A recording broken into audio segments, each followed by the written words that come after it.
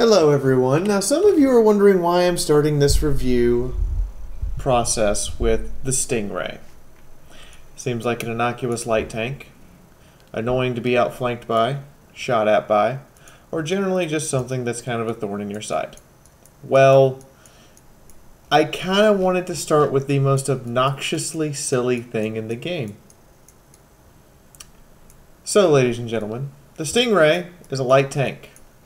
Provides a 105mm cannon, and was originally designed by the U.S. Army to replace the Sheridan. It never went into service for the U.S. Army. A few prototypes were shipped to Thailand, and now we have the Stingray 2, which is currently in service with the Taiwanese Army. However, this tank, in Armored Warfare, is OP as fuck. It is literally the most OP vehicle in the game. And I say that without a hint of satire or without even joking. Now, some of you are going to go, that's bullshit. This vehicle... No, let me explain before you go raging in my comments section about how I'm wrong. So, let's start with the stats. This vehicle is currently set up for scouting. And there's a reason for that, which I will highlight using the FV721 Fox, which is also set up for scouting. Do you see it yet? The Stingray has a longer view range than the Fox, provides itself with a main gun cannon, has nearly the same turret traverse, and has a much better hull traverse, I can tell you that from driving the two of them, of nearly 13 additional degrees per second, in addition to having the armor on the front of its tank to stop most autocannons, and the high sloping actually causes missiles to fail to fuse. Not to mention the fact that when we take away the Fox's autocannon, since autocannons for armored warfare purposes are basically useless now, and some of you are going to go, no, they're useless. Let's just be honest. The ATGM system of the Fox does not have near the DPS of the Stingray. But there's one other thing about the Stingray that makes it particularly powerful. It's a light tank. Unlike armored fighting vehicles, which have had this feature removed from them altogether, light tanks do not lose camouflage rating for moving. There are scenarios, including the one we're about to see, where the Stingray gets within 100 meters of a main battle tank, unspotted, fires its cannon, and remains unspotted after firing its cannon from that range. It outspots AFVs, it outspots tank destroyers, it outspots main battle tanks. It has the mobility of a wheeled vehicle, combined with the fact it has tracks and the firepower of a main battle tank. To compare it to a very similar main battle tank, let's compare it to the M1 Abrams, developed by the Americans. Both vehicles.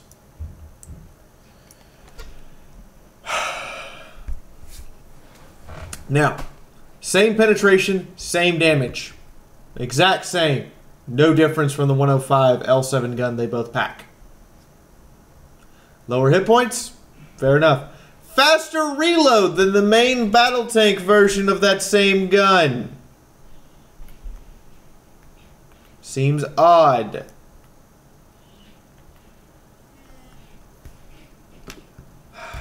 Slightly worse cannon depression. Fair enough. Same accuracy, better aiming time, better traverses, faster at acceleration, but lower top speed, oddly enough, which makes no sense since the Stingray actually has a more powerful engine than the Abrams and is lighter, significantly lighter. But, ladies and gentlemen, in every aspect but armor, the Stingray outperforms the M1 Abrams. And as expected with this review, the game has crashed. To illustrate this, since 0.19 went live, despite myself having one of the best computers available on the market that you can put together with the parts that you can possibly buy, I have experienced a minimum of 6 crashes per live stream that we have done. Today was no exception, in which we counted 17 total crashes out of the 28 matches I played, and a total wait in queue time of in excess of 1 hour of the 6 hours I was streaming. 1 hour and 4 minutes waiting in queue. Oftentimes at the start of the stream, waiting in queue for 3 or 4 minutes, despite the fact that there were more than enough tanks in queue to form several matches. And then as things petered off, you can imagine the wait got longer. Now we're back in. At least I hope we are. Yes, there we go. So, let's compare it to, I don't know, a higher tier vehicle. We have the Warrior, for which it has a longer base view range than, a better camouflage rating than base before upgrades. The Warrior is upgraded by, my Warrior is upgraded by the way, just not retrofit, but longer view range than tier higher AFV. Longer view range, better camouflage, and better characteristics than most of the higher tier MBTs, except for the Stingray 2, which we will have a different review for because it's very similar to this one, but with armor. Merkava with a 105mm gun. Performs much better on the penetration aspect, but that's because the Merkava has to fight tier 10 opponents. The Stingray has a higher DPM and does more damage per shot. Faster reload. Even with the Merkava taking advantage of reloading every 6 seconds, the Merkava still has a lower DPM. We tested this. Stingray lacks armor, lacks hit points. Makes up for it with speed, acceleration, traverse, camouflage, view range, gun depression, and aim time. Let's go up to a tier 8 vehicle that's equipped with a 105. The Stingray 1 has a better DPM than the Tank Destroyer AMX-10 RCR, with higher alpha, more hit points, similar armor since the RCR is made of military aluminum.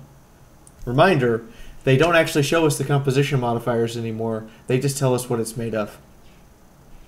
It actually has better armor because military aluminum is 0.9 and Cadloy steel is 2.0 versus Sabo and 1.65 versus everything else, with a whopping 4.0 versus high explosive.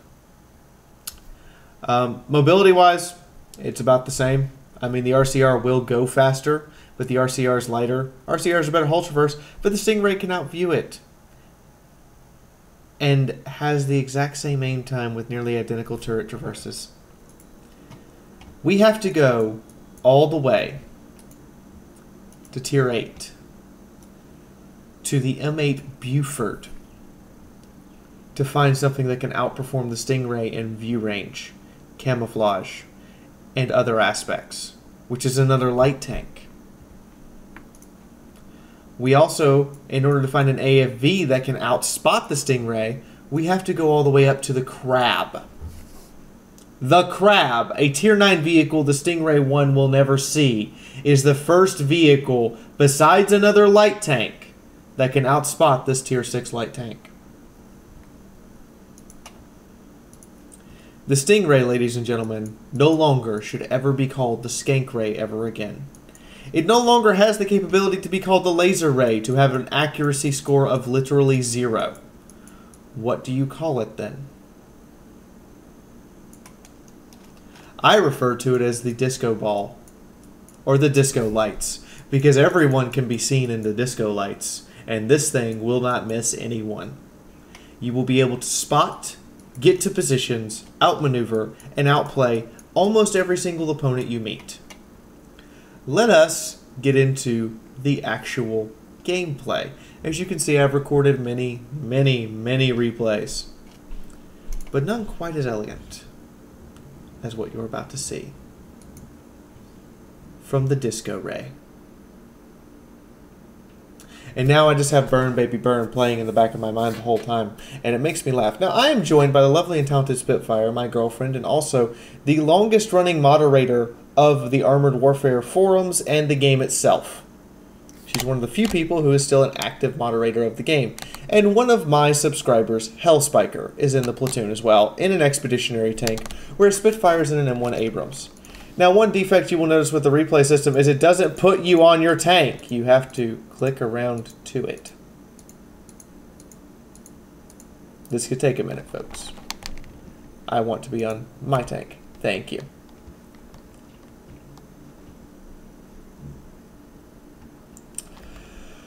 Now, as you might all imagine, we're going to move my camera now just a bit so that you can see the battle map.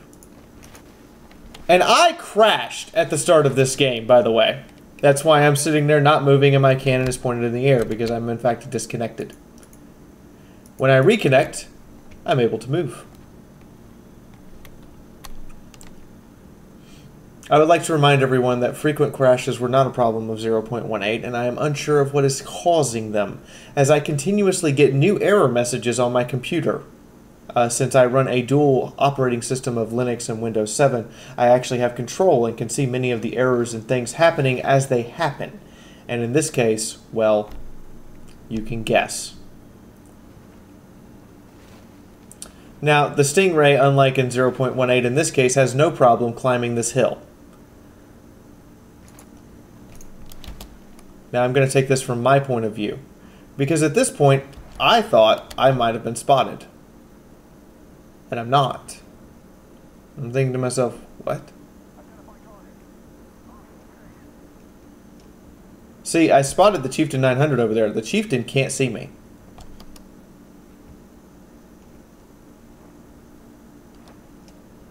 And I'm looking around, seeing if a target appears. Now I know they can't actually see me.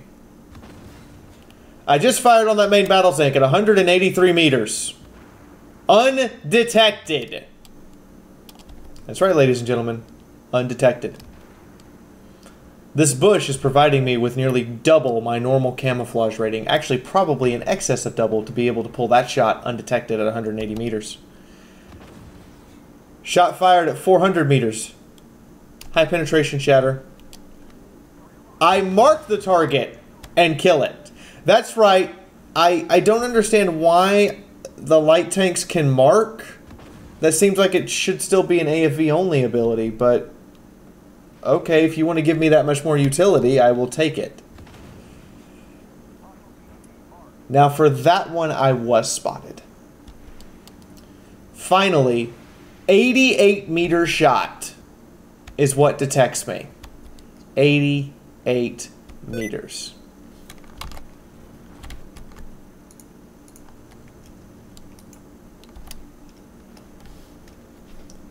I'm spotted off from the right by an expeditionary tank, which is very similar in scouting characteristics to myself.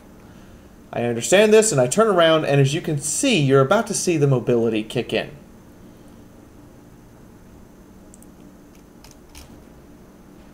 Chieftain 900 is gone.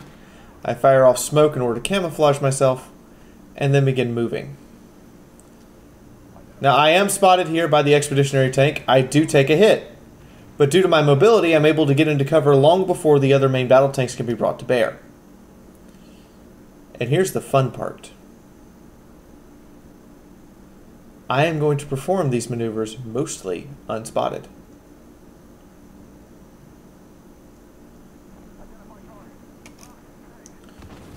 I am spotted by the XM1 in this case. But I was actually not spotted by him. I was spotted by the T80. However, I'm turning around. Driving away, I get spotted not by the person behind me, but by the RDF having peeked over and seen me, which is why I fire smoke in the opposite direction. I'm able to kill the T-72A very easily, and then bring my wrath to bear upon, well, whatever's left, though I miss horribly. But look at the gun accuracy on the move here. I am moving at in excess of 60 kilometers an hour, and that is my aim circle. 60 kilometers an hour. That is my aim circle. Mid-air. That is my aim circle. 70 kilometers an hour. This is the furthest zoom out. This is the furthest zoom out. This is maximum zoom in. But at furthest zoom out, I'm moving 70 kilometers an hour, full freaking tilt, non-stop. And look at my camouflage bar in the lower left. Has it moved? That's an insane amount of camo to be driving around with, don't you think? Now for the coup de grace. And I will slow this down for you to show you exactly just how large the aim circle is moving at full speed. Now, as you can all see, I'm moving on a road. So I am going to get up to my top speed, no questions asked. As we come up to the bridge, I'm going to slow us down to half speed.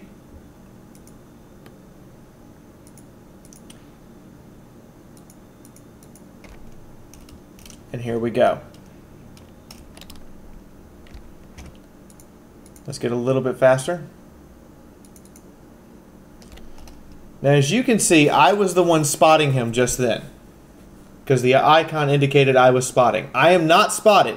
This is at a range of 60 meters. I am now spotted as of right now. Look at my aim circle here.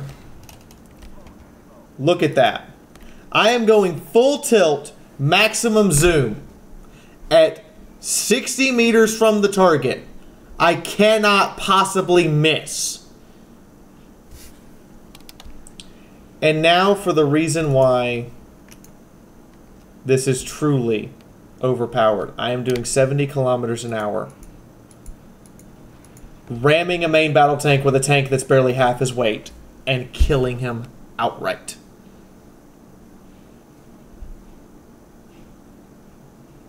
Ladies and gentlemen, the Stingray, the Spotter Ray, the light beacon from which you will spot all of your enemies. To further prove its spotting capabilities, I believe I should have taken, and probably did take, screenshots, my dears, of the end of this game. Now, be prepared, because it's not pretty. I'm just going to straight up tell you from experience that this is not the prettiest of screenshots. Here we have them. Yes. So, let's turn on desktop capture and turn off of Armored Warfare. Now, as you can see, I did 2,100 damage. 7 spotted, 3 kills. But that doesn't tell the whole story.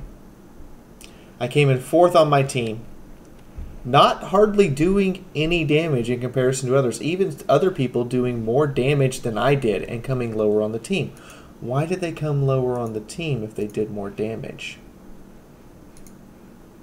Well, that's why. You see, ladies and gentlemen, I might have only done 2,100 damage and only had 7 shots that landed on target.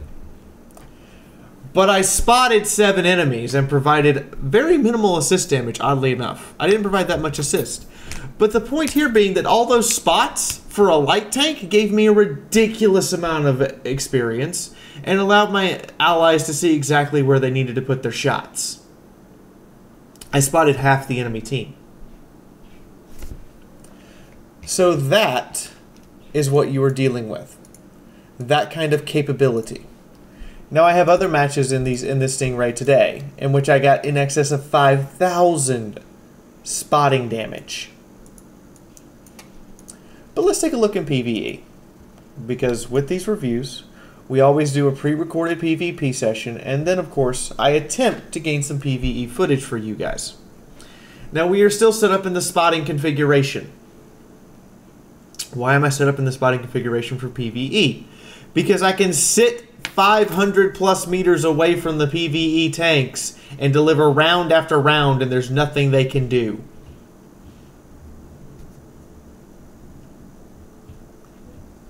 Simply put, the Stingray has that kind of capability. We'll be back once we get into a match. Oh look, we're already starting. Never mind, I don't actually have to even pause it. Isn't that convenient? I say this with a bit of cynicism because light tanks aren't supposed to be this good at spotting. They're not supposed to be this well camouflaged. And they most certainly are not supposed to be this freaking accurate. The only thing it pays for all of this is armor. And if you can compensate for armor by taking under the wing the idea of don't get shot, the first mantra of what is to be described as the philosophy of how the defensive onion works for British main battle tankers. First layer of defense, don't get spotted. Well, we did that. Second layer of defense, if spotted, don't get shot. So long as you adhere to those two layers of defense, you are virtually invulnerable. As you all saw, the only real damage I took was when I was spotted in the open by a tank that was behind me. Other than that, I didn't take any damage because you couldn't see me. You couldn't shoot me. 2 shots by tanks when I'm in the open re-maneuvering by someone who spotted me from behind is much better than the people who I'm actively engaging. Now in this case, I apply the attribute of don't get shot by using the T90 as a shield. As you can see, I reload faster than him. And I see this coming up. Now, what is a saber? Is a question I wish to ask. As you can see, we're using squash, not heat. See, it is the Scorpion.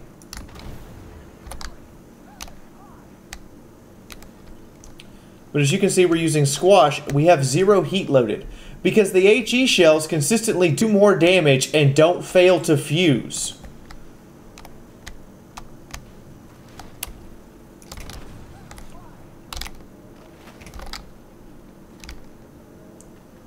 And you can hear the rounds loading over and over again.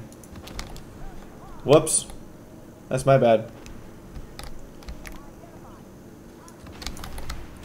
500 damage. 600 damage. Much better than the heat rounds.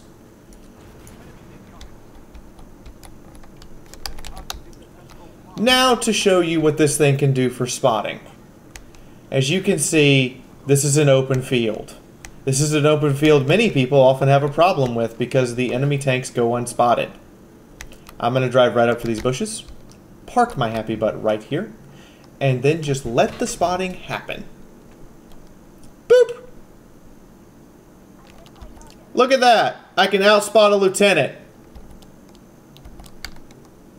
I can even mark it for them.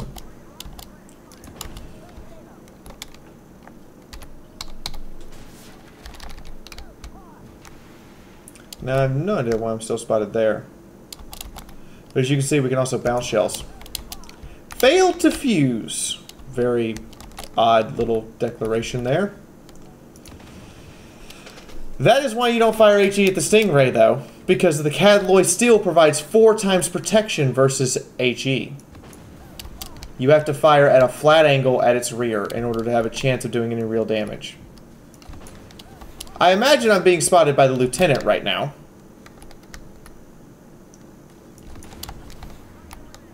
Let's take him out.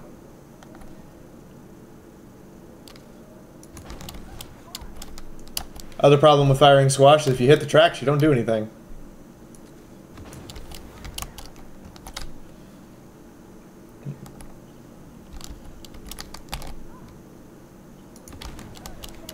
Failed to fuse. Doesn't make any sense for an HE round to fail to fuse, by the way. Regardless of the angle it hits at, HE rounds detonate consistently. Go ahead and get my mark in.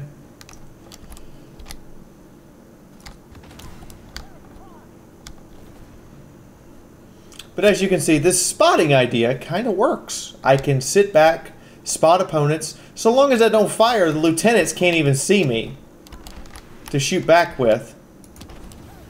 And I can stay consistently under camouflage.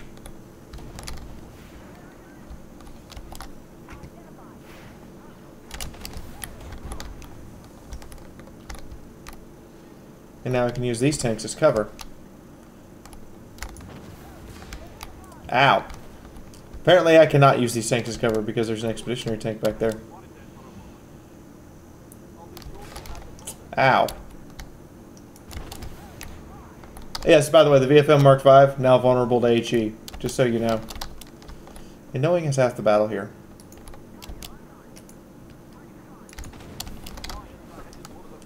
I have 5 kills. I am out-damaging an autocannon, and I'm not quite keeping up with the T90, but I don't think, you know, many people can keep up with a tank a tier above them that's designed to fight tier 9s.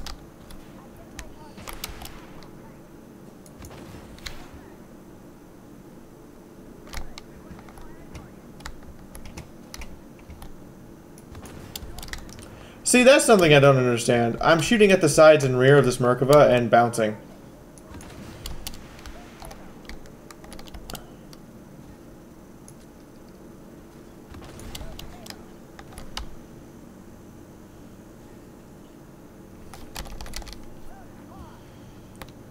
We're almost out of squash, by the way.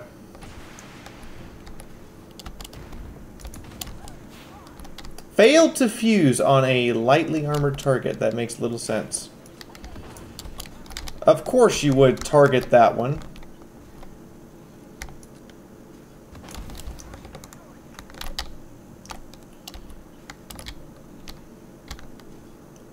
Something else I have been getting recently is a lot of failure to mark targets. I don't understand why it's so hard to mark a target.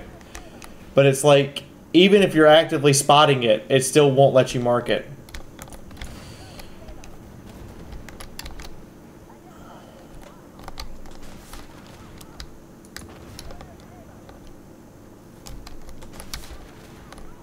Just keep launching smoke. I'm not spotting now, but I don't mind.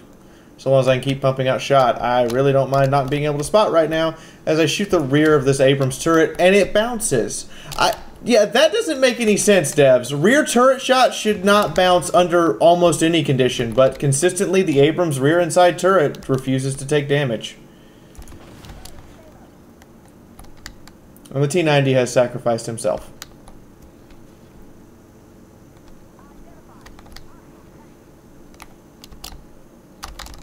I have outspotted a superior tank as well as a tank a tier above me, and I am now spotted. And I'm reloading my freaking shells for smoke. So that sucks. Smoke reload takes way too long, by the way, devs. I want you to know this. 7.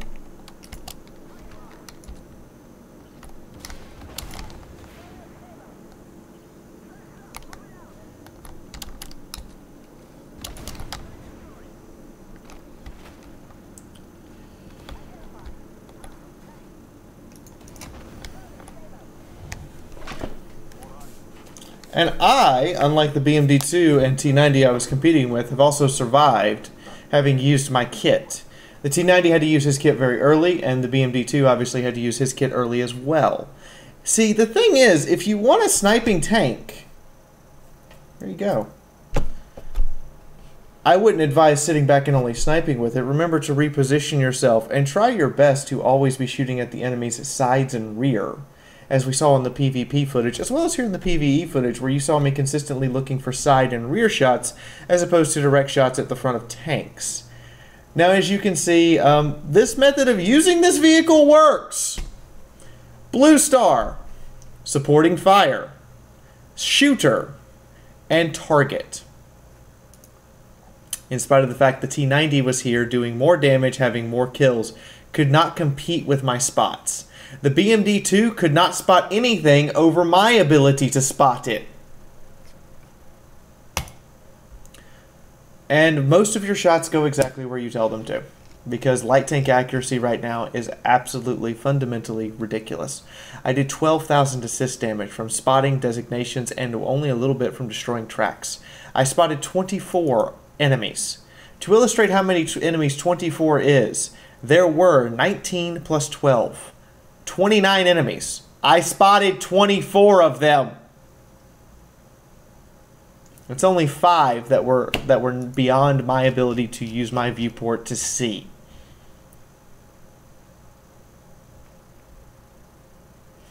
And it's not a terrible amount of credits. I mean, this is with boosters applied and with a premium time that actually is kind of awful. But we'll get into economy problems later and ways in which you can enhance your ability to consistently make creds. The Stingray, ladies and gentlemen.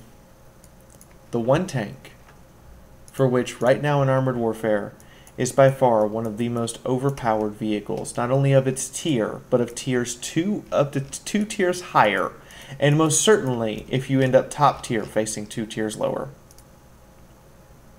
This has been Fiaura, and I will see all of you next time. For now, bye-bye.